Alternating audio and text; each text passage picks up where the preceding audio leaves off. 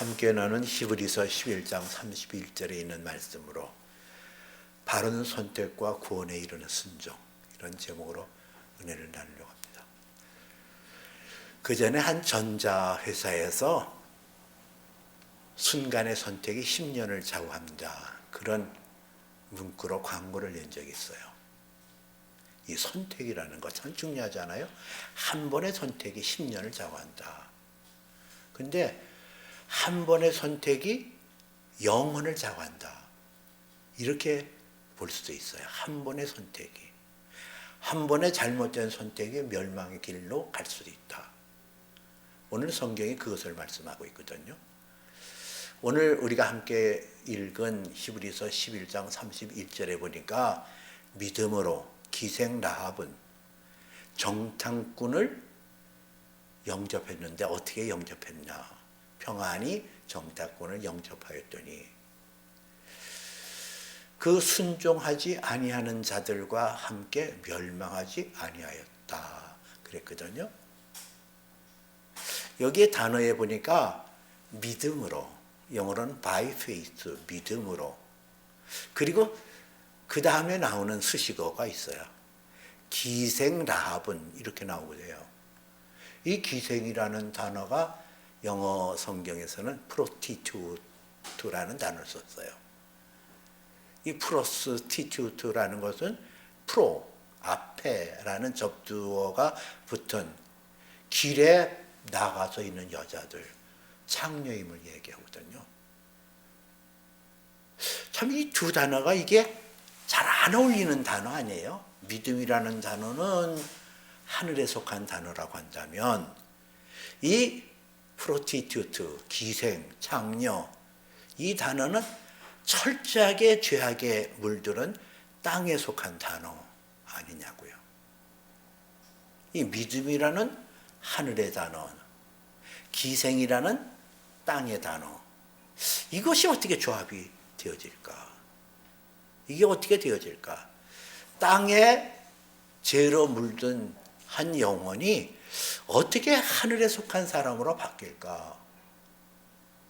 그것을 얘기하고 있어요. 이 여리고성에 살고 있는 기생 라합이라는 여자가 바른 선택을 했고 그 바른 선택에 따라서 구원에 이르는 순종을 했기에 그는 하늘에 속한 사람이 되어졌다는 얘기죠. 이 라긴스라는 성서학자가 이 라합에 대해서 얘기할 때 그 라합의 계보를 통해서 제사장과 선지자들이 8명이 나왔다, 이렇게 얘기를 해요. 참 땅에 속한 사람이 어떻게 이게 하늘에 속한 사람 됐냐는 말이에요. 하늘에 속한 사람, 그냥 평범한 여자도 아니고 기생이라는 얘기예요. 창녀. 근데 이 사람이 어떻게 명문 가문을 이루는 주역이 되어졌고 그의 계보를 통해서 다윗이 나오고 그리고 우리의 생명의 주가 되신 그리스도가 나타났거든요.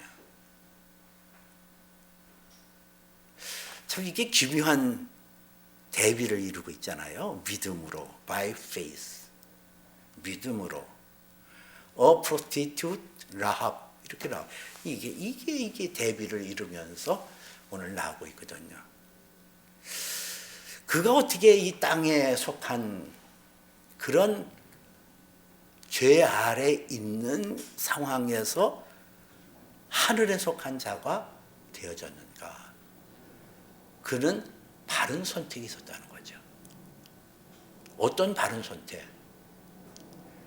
오늘 성경에 이 정탐꾼을 평안히 영접하였다 그랬는데 이 평안히 영접하였다라는 단어가 영어에서는 웰컴이라는 단어를 썼더라고요. 웰컴, 기쁘게 환영했다는 얘기예요. 자기 도성을 빼앗기 위하여 건너온 이스라엘의 정탐꾼인 것을 뻔히 알고도 그를 기쁨으로 영접했다는 거죠. 여기에 선택의 기준이 있어. 어떻게 자기 민족을 배반하고 자기 나라를 배반하고 이 이스라엘의 정탐꾼을 기쁨으로 받아들일 수 있는 그 선택의 기준이 뭔가는 얘기죠. 선택이 무엇에 의해서 그는 그런 선택을 했겠냐는 얘기예요. 그냥 뭐 우발적으로 어쩔 수 없어서 그런 게 아니라 그는 선택했다는 거예요. 이 라합의 이야기가 여호수아에 기록되어 있어요. 근데 그 여호수아에서 2장에 보면 이 여자가 이스라엘 백성들을 알고 있었다는 거죠. 그가 고백하기를 이스라엘 백성들이 과거 40년 전에 홍해를 어떻게 건너왔으며 그들이 광야에서 어떻게 지냈으며 그리고 그 광야의 여정 속에서 시혼 왕과 옥의 왕을 어떻게 그들을 무찔렀고 그리고 여기까지 왔다는 거죠. 하나님의 백성들에 지나가는 그 여정의 소식을 들었어요. 그리고 듣고 그것을 복음으로 전환시키는 놀라운 지혜가 이 라합에게 있었음을 알 수가 있거든요. 그런 지혜. 그냥 흘러가는 얘기가 될 수 있어요. 이 라합이라는 여자는 여리고성의 관문인 그 입구에 성벽 위에 여인소를 했거든요. 나그네들을 재워주고 때로는 잠자리도 제공해주고 밥도 거기서 먹을 수 있는 그런 일을 했어요. 그러다 보니까 외부에서 이야기가 많이 들려와요. 그런데 그 이야기를 보통 사람들은 다 스쳐 지나가는데 이 여자는 그것을 스쳐 지나가지 아니하고 그것을 마음에 담아줬음을 알 수가 있거든요. 그런 이야기들을. 근데 그 이스라엘 백성들이 여리고성 관문까지 왔고 그들이 여리고성을 점령하기 위하여 정탐꾼을 보냈음을 알았어요. 자, 여기서 그 여리고성의 라합이라는 여자가 정탐꾼에게 하는 얘기가 있어요. 너희에 관한 소식을 우리가 듣고 마음이 녹았고 우리가 정신을 잃었으며 너희 하나님 여호와는 하늘에서도 위로는 하늘에서도 아래는 땅에서도 하나님이시니라. 이게 복음의 해석이에요. 일반적으로 들려지는 그 이야기를 그것을 자기에게는 굿뉴스, 복음으로 전환시켰다는 거죠. 야, 이 이스라엘 백성들이 저렇게 광야에서 살기가 굉장히 어려운 환경 속인데 어떻게 저들이 살았을까? 근데 속속들이 들어오니까 무슨 반석에서 샘물이 났다는 등 그들 백성에게는 만나가 주어졌다는 등 뭐 그런 얘기가 수도 없이 들어오는 거예요. 그러니까 그 들려오는 소식을 그 안에서 창조주 하나님, 사랑의 하나님을 이 라합이라는 여자가 마음속으로 받아들였다는 거죠. 이게 선택의 기준이에요. 하나님이 상천하지에 오직 홀로 하나님이시고 그 하나님이 영광의 하나님이고 우리의 인생을 쥐락펴락할 수 있는 능력의 하나님이심을 그는 믿었어요. 그걸 받아들였어요. 그가 이스라엘 백성의 스파이인 정탐꾼을 영접할 수 있었던 그 선택의 기준은 하나님께 대한 소식을 듣고 그 소식을 자기에게는 기쁜 소식으로 전환시키고 그리고 마음에 결단을 했음을 알 수가 있어요. 우리도 마찬가지거든요. 우리 신앙이라는 것은 에베소서 2장 8절에 9절에 나와 있는 말씀대로 우리가 믿음으로 말미암아 구원을 얻었나니 이것은 우리에게서 난 것이 아니요 하늘에 계신 아버지께서 주신 선물이라고 그랬거든. 믿음이라는 것은 부르신 자를 의롭다 하시고 의롭다 하신 자를 영화롭게 하시고 하나님께서 우리를 부르신 게 이게 신비 중에 신비예요. 내가 하나님을 알고 하나님을 믿는다는 것도 이것도 정말 신비 중에 신비거든요. 내가 하나님을 알아요.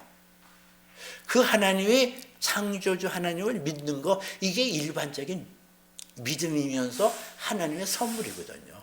하나님께서 나를 택하셔서 그렇게 믿음을 주시지 않으면 우리가 하나님을 알 수가 없어요. 근데 그 믿음이 거기에 머무는 것이 아니라 성장해야 되거든요. 자라야 되거든요. 이렇게 자라야 가야 되는데 그 자라가는 그 과정에서 중요한 것은 하나님께서 행하시는 것을 복음으로 전환시켜서 그것을 매듭짓는 거.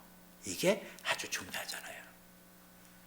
우리가 하나님께서 행하시는 그 여러 가지 일들을 우리가 듣거든요. 간접적으로 듣고 내가 내 삶 속에서 그 하나님의 행하시는 것을 우리는 눈으로 볼 수도 있고 귀로 들을 수도 있고 경험할 수도 있거든요.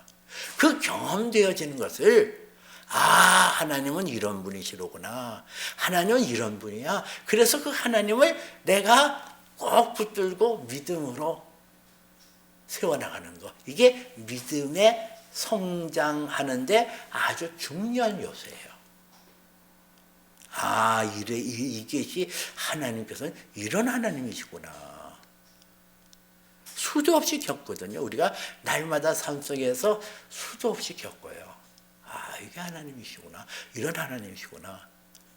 이 라합이라는 여자가 밥 지어서 팔고 그들과 함께 어울려서 얘기 나누면서 들었던 그런 얘기들을 다 종합해서 여호와 하나님을 그가 알았고 믿었던 것처럼 우리 또한 우리의 삶 속에 또 다른 사람들의 이야기를 통해서 하나님이 어떠한 신분을 알 수가 있고 이게 복음으로 날마다 내 믿음이 성장하는 거예요. 그 다음에 이 라합이라는 여자가 어떻게 그 이스라엘의 정탐꾼인 줄 알면서 그를 기쁨으로 받아들이는 그런 선택을 할 수 있었을까? 그 참 이해 안 되는 부분이잖아요. 어떻게 분명히 성경에서는 이 라합의 집에 정탐꾼이 들어가는 것을 사람이 보고 그걸 왕에게 일렀어요. 이스라엘의 사람 중에 두 사람이 라합의 집에 숨어 들어갔나이다. 그런 보고를 했고 왕은 그들은 이 땅을 탐지하러 온 자들이니 그를 잡아내라. 그렇게 명령을 했어요. 자기 민족을 배반하고 이 라합이라는 여자가 이렇게 고백을 해요. 날이 어두워서 그들이 들어와서 나는 잘 알지 못하였고 그리고 날이 어두웠을 때 어디론가 사라졌기 때문에 내가 어디로 가는지 모르겠습니다. 그러니 부지런히 찾다 보면 그를 잡을 수 있을 것입니다. 이러고 정탐꾼을 그 집의 옥상에 있는 3대에 숨겨지고 그렇게 자기 민족을 배반하고 그리고 그 정탐꾼을 숨겨주는 장면이 나오거든요.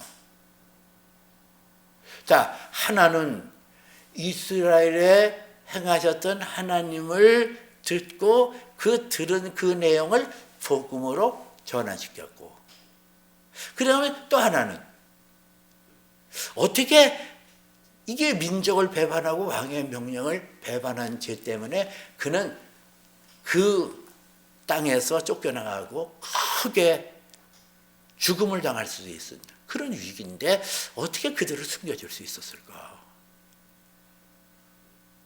이 정탐꾼 중에 한 사람이 살몬이라는 사람이에요. 그 살몬과 이 라합이 나중에 결혼하는 장면이 나와요. 근데 살몬의 가문은 이게 참 명문가이거든요. 민수기 2장에 보면 거기서는 이스라엘 백성들이 하나님의 인도를 쫓아서 나갈 때에 그 아비나답이라는 사람이 살몬의 할아버지였어요. 그리고 그 살몬의 아버지는 나손이고 그러니까 아비나답이라는 사람이 이스라엘 백성들이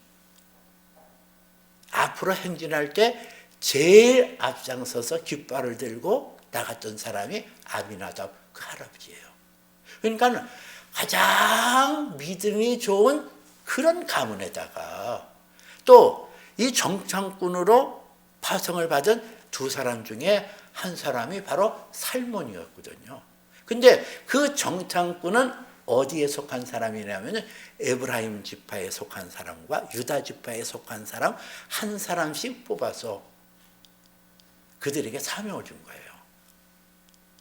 물론 두 사람만 가도 이 여리고를 정탐할 수 있기 때문에 그렇다 하지만은 거기에는 뼈아픈 기억이 있었단 말이에요.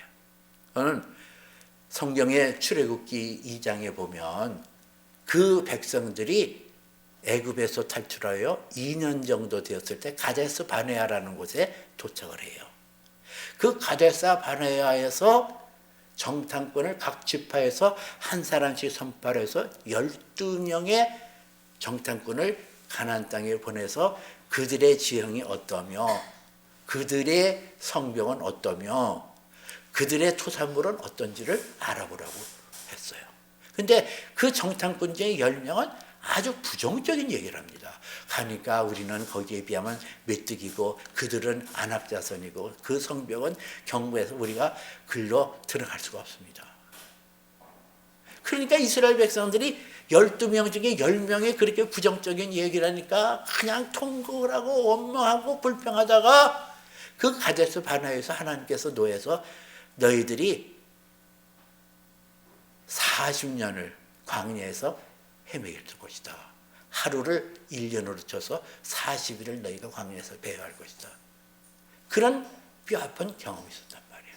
그러다 보니까 에브라임 지파에 속했던 여호수아와 유다 지파에 속했던 갈렙은 긍정적인 보고를 했고 그들은 우리의 밥이라 우리가 능히 하나님께서 우리와 함께 계시면 능히 그 가나안 땅을 점령할 수 있으리라 그런 얘기를 해요. 근데 이 숫자의 열쇠에 밀려서 대부분의 사람들은 10명의 정탐꾼의 이야기를 듣고 하나님의 약속의 말씀을 믿지 않고 순종하지 않고 탄식하다가 40년 광야 생활에 들어가는 그런 아픈 경험이 있었기에 지금 하나님 앞에서 긍정적인 자세, 믿음의 자세를 가졌던 에브라임 지파에서 한 사람과 그 다음에 유다 지파에서 한 사람을 그들의 정탐꾼을 보냈는데 그 중에 한 사람이 살몬이었단 말이에요. 이 살몬은 이스라엘 백성에게는 명문 가문이에요. 믿음의 가문이에요. 근데 참 그 이해할 수 없는 부분이 그 명문 가문인데 근데 어떻게 그 라합이라는 여자가 어떤 여자라는 거는 확연히 드러나거든요. 기생이라고 그랬잖아요. 근데 어떻게 그런 그 여자하고 결혼할 수가 있었냐 말이에요. 아무리 이걸 어떻게 해석을 해야 될까? 참 차이가 나도 보통 차이가 나는 적 아니에요. 하나는 하나님의 택함을 받은 거룩한 민족이었던 이스라엘, 그리고 이스라엘 중에서도 믿음에 출중했던 그 선조를 두었던 그 살몬이 이방의 여인이요, 죄악 중에 있었던 기생 라합과 어떻게 결합해서 결혼할 수 있었을까? 참 이거를 풀 수 있는 게 굉장히 어려웠거든요. 이 라합이라는 여자가 살몬을 대했을 때에 그 신실함과 진실한 모습에 마음 뺏겼을 거예요. 그의 말하는 것이라든가 그의 행동이 그간 자기가 겪어왔던 남자들하고는 전혀 다른 신선하고 그리고 진실한 모습이 눈에 띄었을 거예요. 그 마음의 문이 열렸어요. 그러면 이 살몬이라는 사람은 라합에게 무엇을 가졌을까? 긍휼의 마음이에요. 예수의 마음. 하나님께서 우리를 긍휼히 여기셔서 성경 로마서 5장에 보니까 우리가 아직 죄 있을 때 그리스도께서 우리를 위하여 죽으심으로 하나님께서 우리에게 대한 사랑을 확증하셨느니라는 말씀대로 이 살몬의 마음속에는 하나님의 마음, 긍휼의 마음, 이방인이었고 연약한 저였지만은 저에게 하나님의 긍휼의 마음이 있었고 그 긍휼이 흐르다 보니까 둘이서 짧은 기간이었지만은 마음과 마음이 통한 사랑의 관계가 되지 않았을까? 그렇게 추론해 봐요. 사랑. 이 사랑이라는 것은 인종을 뛰어넘거든요.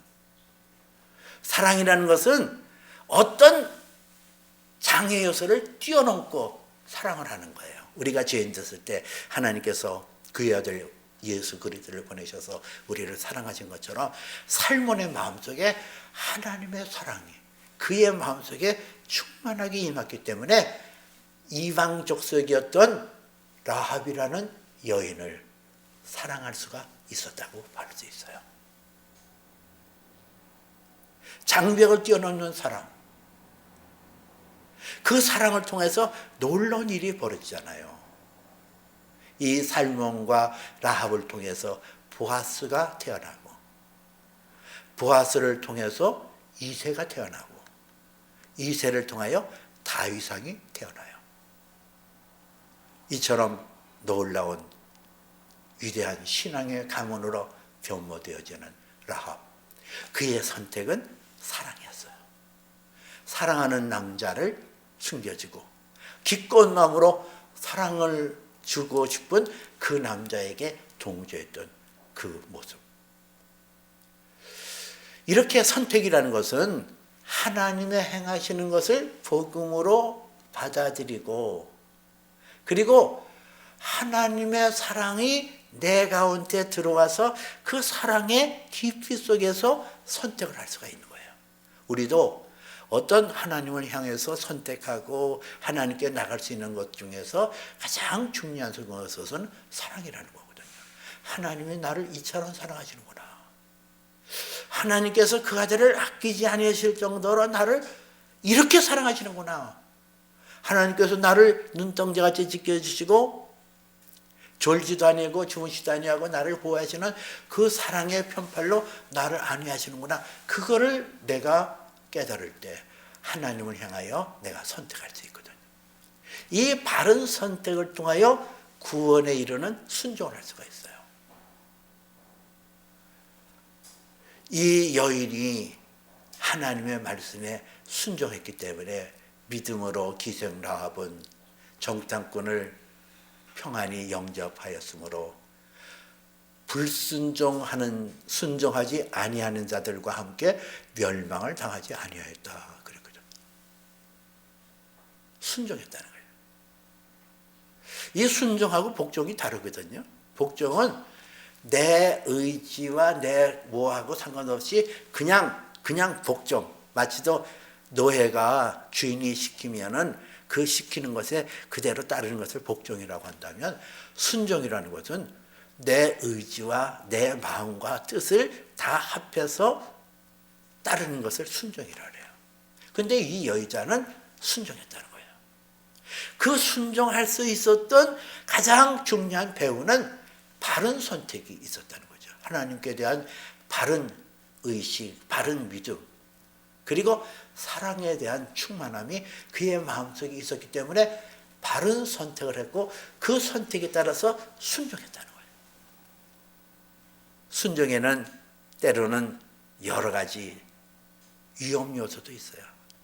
내가 치러야 할 대가도 있다니까요.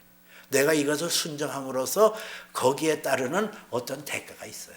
근데 그것을 개의치 않고 이 여인이 순종했거든요.